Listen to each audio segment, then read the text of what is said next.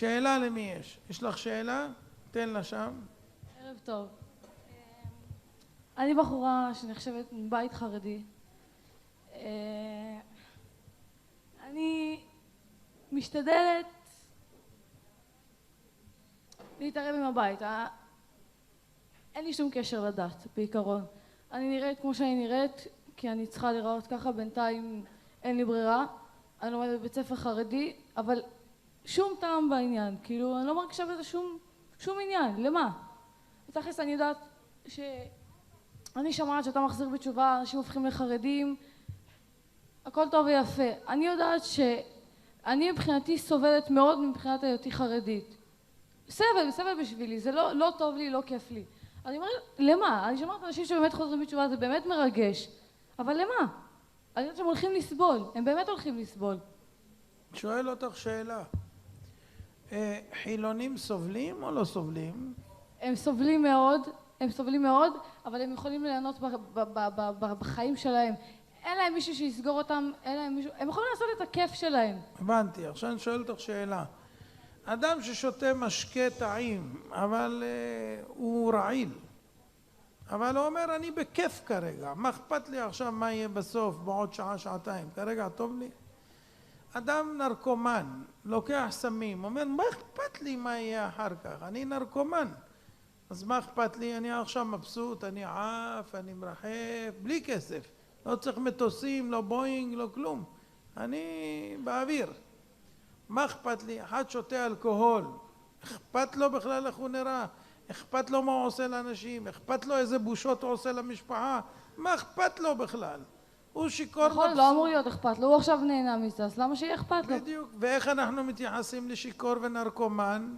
בבוז, זה לא אכפת לי שיתייחסו אליי בבוז. גם הם לא אכפת להם. בסדר, גם לי לא אכפת, מי שרוצה להתייחס אליי בבוז מוזמן, זה לא מפריע לי. 100%. אז אני שואל אותך, ולמה את בוחרת להיות נרקומנית? ככה טוב לו ברגע זה. הבנתי, וזה חכם? לא משנה אם זה חכם או לא. זאת אומרת, גם חוכמה לא מעניין אותך. אין בן אדם, כאילו, בן אדם עכשיו רוצה, זה מה שטוב לו ברגע זה, זהו. שמעתי, גם חוכמה לא מעניין אותך. גם דרך ארץ. גם דרך ארץ לא מעניין אותך. זה לא קשור לדרך ארץ. הוא נהנה עם עצמו, מה אכפת לו מה יגידו כל העולם? מה, דרך ארץ לא מרתיע אותך קצת דרך ארץ? לא מרתיע אותי בכלל. גם לא. מה יש לחיות כמו בהמה, נכון? גם מה אכפת לי שאני בהמה, נכון? לא, בנושא הזה זה לא נכון. רגע, למה לא בהמה? שנייה. רגע.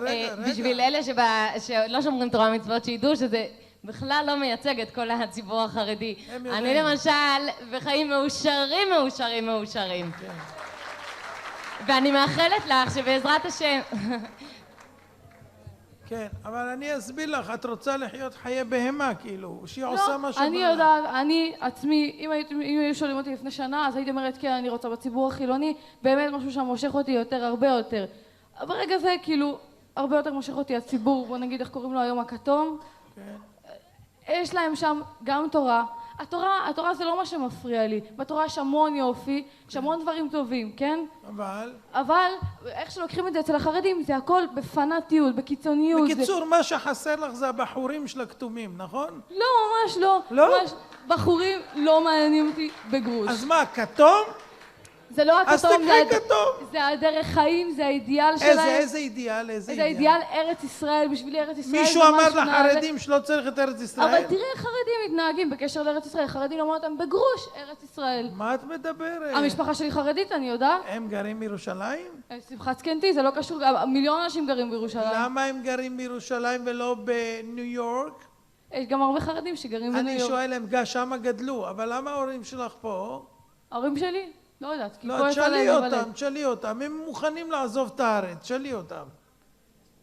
הם לא מוכנים, למה? בגלל ארץ ישראל. לא קשור לארץ ישראל, פה הם לא רק זה. פה זה המולדת שלהם, כאן הם יישארו. לא, זה לא, מולדת אפשר לשנות. דבר שני, אם לא התורה הם היו עוזבים, כי אין פה מה לעשות בעצם. למה יש פה כל כך הרבה חילונים? אין להם מה לעשות. מה זה אין להם מה לעשות? תודה שהם נמצאים פה. אם היה להם אפשרות ללכת, תסלחי לי, אם היה להם אפשרות ללכת, והיה להם מספיק כסף, אז הם היו הולכים כמו שהרבה יהודים. לא בטוח. לא בטוח? לא, אז מה מחזיק אותם פה? כלום, כיף להם פה, יש להם פה את הכל. מה הכל? מה הכל? מה? הכל. הכל? כן. את הכל יש באמריקה יותר בהכל. אז מה, פה זה המולדת שלהם, בן אדם שמרגיש... מולדת? מה זה המילה מולדת? מולדת, זה מולדת. מה זה? מקום שנולדת, זה מקום שאתה שייך אליו, זה מקום שזה הארץ שלך, זה מה שאתה. את ממש אומרת כמו הפלסטינים, זה המולדת שלי, נולדתי פה וצא החוצה. למה? חס ושלום? הכתובים לא מקללים, לא יפה. ערבים כן. לא, לא מקללים, לא מקללים. אבל אני רוצה להבין דבר אחד. את מדברת על דברים לא ערכיים חוץ מהנאה. הנאה זה דבר בהמי בלבד. הנאה לשם הנאה נכון. זה סדום ועמורה. נכון, זה נכון, וגם אני הסכמתי עם זה ולכן שיניתי כיוון חשיבה. כשאת רוצה להיות בסדום ועמורה. לא, לא רוצה להיות שוב בסדום ועמורה, מה מה? זה קשור? אתה קורא לכל הציבור הכתום סדום ועמורה, נו באמת. מה פתאום? אבל את אומרת שאת רוצה לענות, כל הזמן לענות. לא, אני אמרתי גם מבחינת התורה אין לי בעיות לשמור, אני יכולה לשמור ואני משתדלת לשמור כמה אמרת שאפשר. שאת חילונית, את רק עם בגדים אני דתיים. לא אמרתי שאני חילונית, אמרתי שאני נראית ככה. אני נראית ככה כי ככה מחייבים אותי ככה, אני צריכה לראות... ובמציאות את שומרת תורה ומצוות? לא, אני יודע שלא. קצת. אבל הכתומים כן שומרים מצוות. נכון? אז למה את לא כתומה אם ככה? אני עכשיו אני כן שומרת. אני שומרת קצת מה שכאילו... מתאים במה שלא... נגיד מה שמתאים, נגיד מה שנוח לי באמת, אבל... את מאמינה? אבל בתכלס אני עכשיו הולכת, אני מתחלקת, אני הרבה יותר טובה ממה שהייתי לפני שנה. את מאמינה שיש בורא לעולם? כן, עכשיו כן. עכשיו תקשיבי. אין את ההורים שלך, אין ירושלים, אין ארץ ישראל.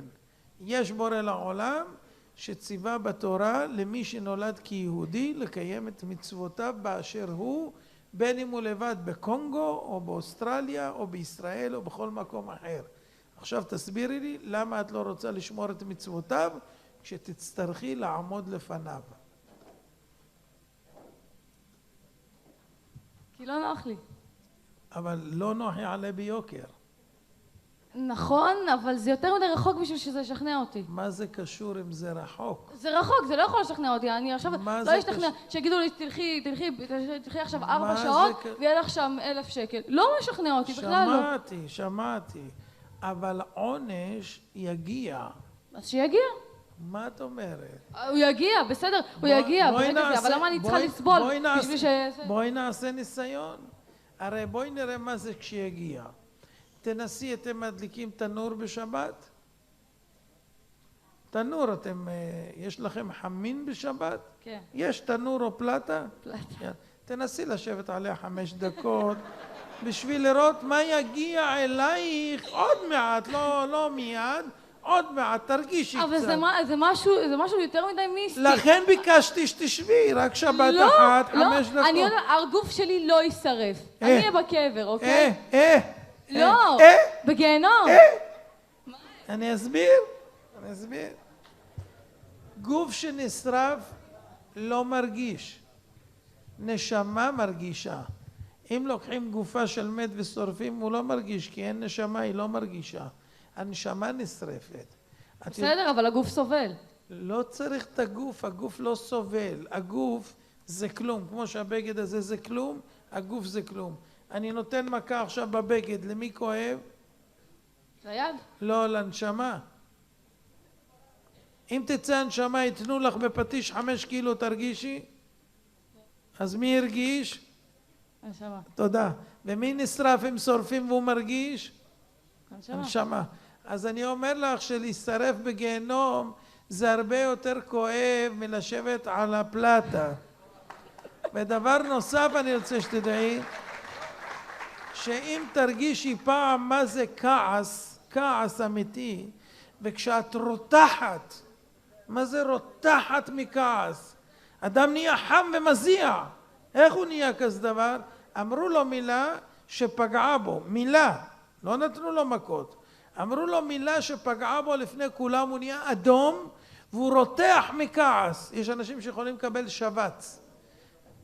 במה זה פגע? בבגד? בגוף? בשכל, בנשמה, בשכל, בנשמה. הוא הבין שפגעו בו. הפגיעה הזאת גרמה לו גיהנום בחיים שלו עכשיו. זה רק מפגיעה. כשאדם יעמוד בעולם האמת ויראו לו את כל הבושות שהוא עשה, ושהוא עשה אותם לפני בורא עולם שנתן לו חיים ונתן לו בשביל להיטיב לו, והוא אמר לו בא לי, לא בא לי, מה שאני נהנה אני עושה, אז מה אכפת לי אם נתת לי את הנשמה. הוא יצטרך לעמוד מול אחד כזה, תהיה לו בושה כזאת לפני כולם, שהוא ירצה להיקבר ואין איפה, הוא ירצה לברוח ואין. הבושה תהיה יותר גרוע משרפה, יותר גרוע. אתה יודע מה זה שתופסים אדם על חם בעבירה, איך הוא מאדים, איך הוא רוצה לברוח? זה כלום, זה אפשר בקלות להעביר אותה. שמה אי אפשר, כשעומדים מול האמת ויש לך את ההכרה האמיתית מה עשית, את לא יכולה לסלוח לעצמך, וזה העונש הכי גדול, וזה לא יורד, זה רק הולך ומתעצם. אז תחשבי, זה יגיע, לא עכשיו, לא נאחל לך מתי, אבל את צריכה להבין, זה יגיע יום אחד, וחבל, כי לא באמת לא נהנים אצל החרדים. אם אוהבים את זה, נהנים יותר ממה שהחילונים. הראיה שמיליון כאלה באו אלינו ולא עזבו, נשארו. וכמה מתוך החרדים עזבו? אין מספיק חרדים שהגיעו למיליון שעזבו. דבר נוסף, הם גם טעמו את שני העולמות. אני אחד מהם. הייתי קודם חילוני, היום אני חרדי. אז טעמתי שני עולמות, ואין יותר טוב מהעולם שבו אני נמצא. ובגלל כל זה אני אמורה לשמור מצוות. בגלל שיש בורא לעולם בלבד ולא סיבה אחרת. גם ההורים שלך מצווים לשמוע לו ולא סיבה אחרת. אם לא הוא, אני לא הייתי חייב בשום מצווה בכלל, כי לא היה מצווה. בגלל שיש מצווה, ובגלל שאני ברור שלו, ובגלל שנשמתי מופקדת אצלו, והוא נותן לי אותה כל בוקר, והוא מצפה ממני למשהו, אני לא רוצה לאכזב את אבא שלי שרוצה את טובתי, אפילו אם אני חושב אחרת. אני סומך על שיקול דעתו, שהוא יודע מה טוב לי, ומה הוא יכול להעניק לי.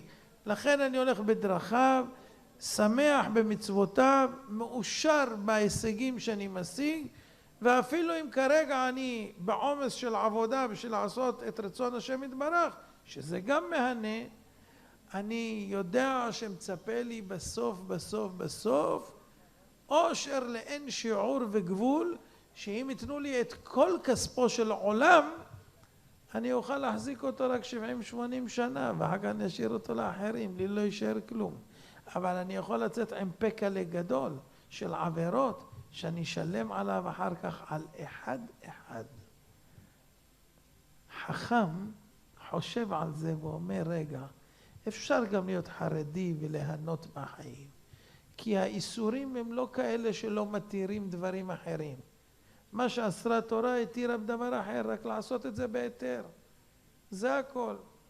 ואם יש דברים צריך להתאפק, מתאפקים קצת גם בחיים. לא תמיד מגיעים לדירה 4 מפלסים, ולא תמיד לדירה 120 מטר.